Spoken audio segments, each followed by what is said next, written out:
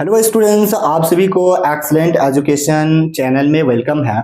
और आज जो देखेंगे क्लास 10th का मैथ्स एक्सरसाइज 1.1 यूक्लिड विभाजन एल्गोरिथम के प्रयोग से एचसीएफ निकालना या मसा निकालना। यानी मसा का मतलब क्या होता है, इसमें हम वीडियो में देखेंगे मसा का मीनिंग क्या होता है। सबसे पहले इस कुछ बेसिक कंसेप्ट को समझते हैं। एचसीएफ यानी बोले तो इसका फुल फॉर्म होता है हाईएस्ट कॉमन फैक्टर। इंग्लिश में बोले इसका फुल फॉर्म तो हाईएस्ट कॉमन फैक्टर। हिंदी में इसको मसा बोलते हैं। इसको बोले तो महत्तम समापवर्तक होता है। महत्तम समापवर्तक का मतलब क्या होता है, यानी दो या दो से अधिक संख्याएं दी हुई होती है तो उस संख्याओं में से एक ऐसी बड़ी संख्याओं को कॉमन करना यानी चुनना जिससे वह जितनी भी संख्या है उस संख्या से कट जाए यानी विभाजित हो जाए। सपोज डेट यहाँ पर देख रहे हैं 156 दिया है और यहाँ 504 दिया है, तो 156 और 504 में एक ऐसी बड़ी संख्याओं को कॉमन करना है जिससे ये क्या हो जाए कि 156 उस संख्या से कट जाए और 504 भी उस संख्या से कट जाए। यही तो होता है मसा। अब चलते हैं कुछ बेसिक कंसेप्ट को समझते हैं। और जैसे कि आपको पता होना चाहिए कि जिस संख्या से किसी संख्या में भाग देते हैं उसे हम बोलते हैं भाजक। क्या बोलते हैं? भाजक। और जिस संख्या में भाग दी जाती है उसे बोलते हैं भाज्य। और जो भाग देने के बाद हमें जो संख्या प्राप्त होती है उसे बोलते हैं भागफल। और जो भागफल यानी भाग देने के बाद जो संख्या हमें बच जाती है उसे हम बोलते हैं शेषफल। क्या बोलते हैं? यानी शेषफल। अब देखिए एक सूत्र क्रिएट करते हैं, जैसे कि भाज्य हमको प्राप्त करनी होती हो तो क्या करते हैं, भाज्य बराबर एक फॉर्मूला होता है भाजक गुने भागफल और शेषफल को हम यहाँ पर जोड़ देते हैं शेषफल। तो एक फॉर्मूला क्रिएट हो गया, यानी भाजक गुने भागफल प्लस में शेषफल, यानी भाजक और भागफल को गुना कर देंगे और शेषफल को जोड़ देंगे तो हमें भाज्य प्राप्त हो जाएगा। इसको हम ऐसे भी फॉर्म में लिख सकते हैं a बराबर बी क्यू प्लस आर, यानी b भाजक को मानेंगे और q भागफल को और शेषफल को हम r मानेंगे। चलिए ये बेसिक कंसेप्ट था। तो पहला प्रश्न का हल करते हैं और देखते हैं कैसे हल किया जाता है। और यहाँ पर लिखेंगे हल, और आपको यहाँ पर ध्यान देने होगा कि सबसे छोटी संख्या से बड़ी संख्या में भाग देना होता है। तो इसमें सबसे छोटी संख्या 156 है, उससे बड़ी संख्या कौन है? 504 है। तो 156 से 504 में भाग देंगे और यहाँ पर स्टेप बाय स्टेप हल करेंगे और जब तक भाग लगाते रहेंगे जब तक कि हमारा शेषफल शून्य नहीं आ जाता है। तो चरण लिखेंगे, चरण मतलब पहला स्टेप। 156 से 504 में भाग लगाएंगे तो ये जाएगा 3 बार में। 36 18 5 15 1 16 3 1 4 468 होगा। यहाँ पर घट के आएगा, 14 में से 8 जाएगा 6 और 9 में से 6 जाएगा 3 और यहाँ क्या हो जाएगा 0। तो आपका शेषफल यहाँ पर क्या आया? 36 आया, जो 0 के बराबर नहीं है। तो अभी भी भाग हमें लगाना है, चरण 2 का इस्तेमाल करना है। चरण 2 यानी स्टेप 1 स्टेप 2 ऐसे चलते रहेंगे।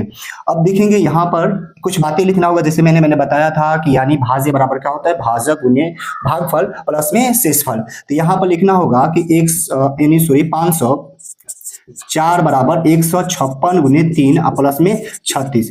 जहां अतः यहाँ लिख देंगे, यहाँ पर लिखेंगे जहां शेषफल 36 नॉट इज इक्वल टू 0, यानी 36 0 के बराबर नहीं है।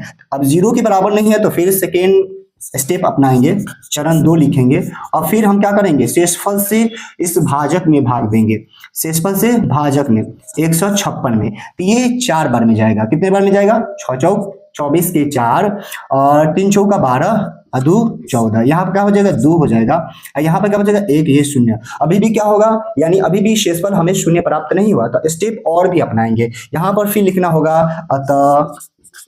अतः 156 बराबर 36 गुने 4 प्लस में 12, जहां शेषफल 12 नॉट इज इक्वल टू 0, यानी 12 0 के बराबर नहीं है। तो चरण 3 लेते हैं यहाँ पर। स्टेप और अपनाएंगे, चरण 3। और इसमें देखेंगे फिर शेषफल से हमें क्या करना होगा, भाजक में भाग देना होगा। तो फिर 12 से हम 36 में भाग लगाएंगे, तो यहाँ पर क्या हो जाएगा, 12 तिहाई 36। ये पूरी तरह से क्या हो गया, विभाजित हो गया। हमें शेषफल क्या प्राप्त हो गया, यानी 0 प्राप्त हो गया। तो यहाँ पर क्या हो जाएगा आपका HCF बराबर 12 आंसर, ये आपका। अब दूसरा क्वेश्चन देखते हैं। अब यहाँ पर क्वेश्चन दिया है 135 और 225। तो फिर पहला यहाँ हल लिखेंगे, पहला चरण यानी चरण 1 अपनाएंगे और 135 में 35 से 225 में भाग लगाएंगे। तो ये 5 9 10 3 9 6 7 2 1 3 2 हो जाएगा 200, यानी 200 यहाँ पर 70 हो जाएगा। इससे ज्यादा होगा तो हम एक ही बार में ले जाएंगे।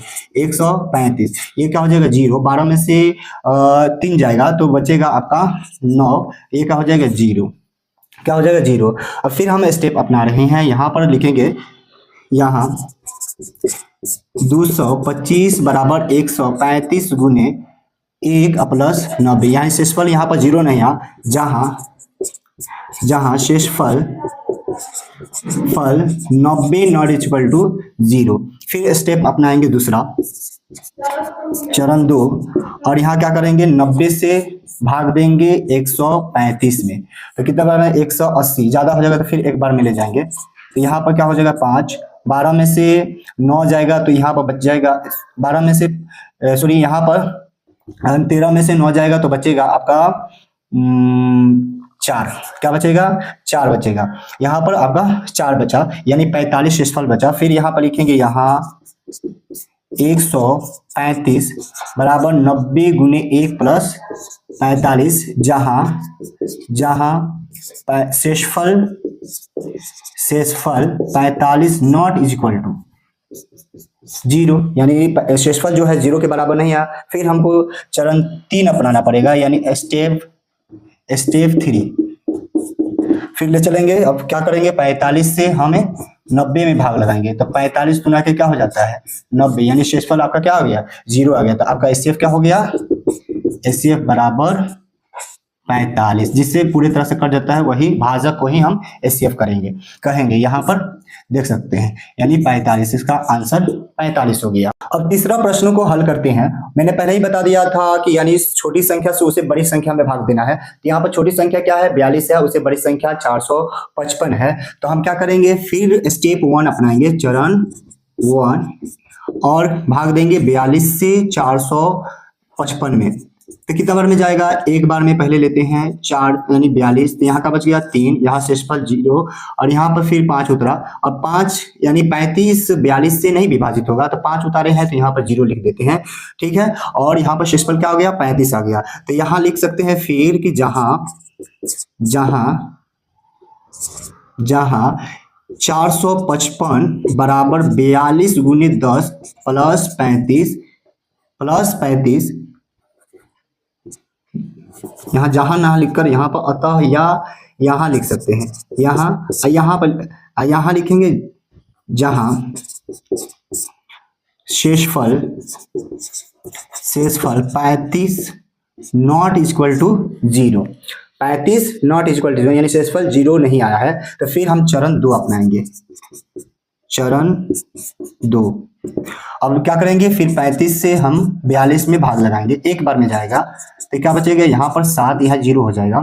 तो यहाँ फिर लिखेंगे यहाँ 42 बराबर 35 गुने 1 प्लस 7, जहाँ शेषफल 7 नॉट इक्वल टू 0। फिर चरण तीसरा अपनाएंगे, स्टेप 3 में क्या करेंगे, फिर हम 7 से 35 में भाग लगाएंगे। तो क्या होगा 7 5 35, ये हो जाएगा 0, यानी शेषफल यहाँ पर 0 आ गया। तो HCF आपका क्या हो गया, यानी 7 आंसर।